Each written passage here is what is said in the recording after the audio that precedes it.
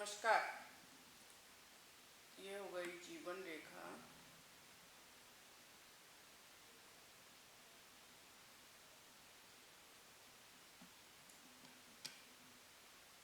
ये हो गई मस्तिष्क रेखा और ये हो गई हृदय रेखा।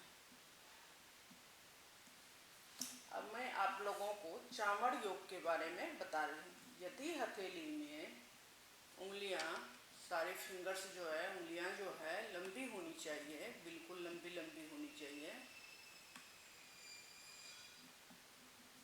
और उस पर नाखून रक्तिमा आभा लिए हुए हो, माने लालिमा लिए हुए हो। सारी फिंगर उंगलियां की नाखून लालिमा लिए हुए हो और सूर्य रेखा लंबी हो। सूर्य रेखा पहले मणिबंध से निकलकर उसका उद्गम स्थान जो क्या कहाँ से होना चाहिए, पहले मणिबंध से, यहाँ से पहले मणिबंध से सूर्य पर्वत पूरी सीधी होनी चाहिए।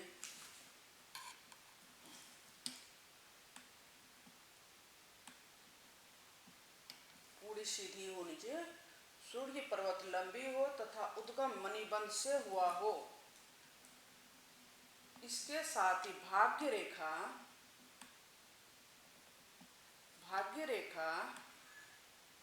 पहले मणिबंध से उद्गम हुआ हो और बिल्कुल सीधी रेखा होनी चाहिए। बिल्कुल सीधी रेखा होनी चाहिए। भाग्य रेखा का उद्गम भी मणिबंध से हुआ हो और दोनों रेखाओं का उद्गम स्थान पर मिली हुई हो, जैसे यहाँ पे मैंने मिली हुई बनाई है, तो चामड़ योग होता है। अब इसका फल क्या होता है मैं आप लोगों को बताती हूँ। इस योग में जन्म लेने वाला मनुष्य अत्यंत उच्च प्रतिष्ठित एवं विद्वान लोगों के द्वारा पूजा जाता है तथा वह स्वयं भी अपने आप में विद्वान होता है। ऐसे व्यक्ति अपने आप में भी काफी विद्वान होता है, पढ़े लिखे होते हैं और इनका मान प्रतिष्ठा विद्वान लोगों द्वारा होता है और विद्वता के कारण ही वह देश तथा विदेश में सम्मानित होता है। इनकी इतनी ये विद्वान होता है कि ये देश विदेश में सम्मानित होता है। ऐसे व्यक्ति को सम्मान मिलता है देश विदेश में, सारे जगह।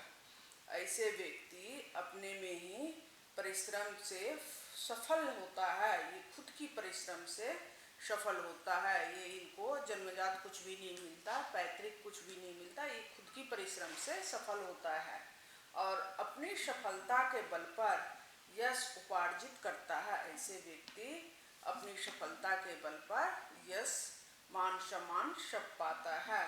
ऐसे व्यक्ति की आयु लंबी होती, दीर्घ आयु होता है। ऐसे व्यक्ति दीर्घ आयु होता है। या दीर्घ आयु का मतलब हो गया 70 और 100 के बीच में करीब करीब इनकी आयु होती है। अल्प आयु नहीं होता है। ऐसे व्यक्ति अल्प आयु नहीं होता है, दीर्घ आयु होता है। तो इनको हम क्या बोलते हैं, चामड़ योग बोलते हैं। इस तरह के यदि भाग्य रेखा हो, सूर्य रेखा हो, तो इनको चामड़ योग बोलते हैं। तो आप लोगों को मेरा वीडियो अच्छा लगा हो तो सब्सक्राइब कीजिएगा और लाइक कीजिएगा।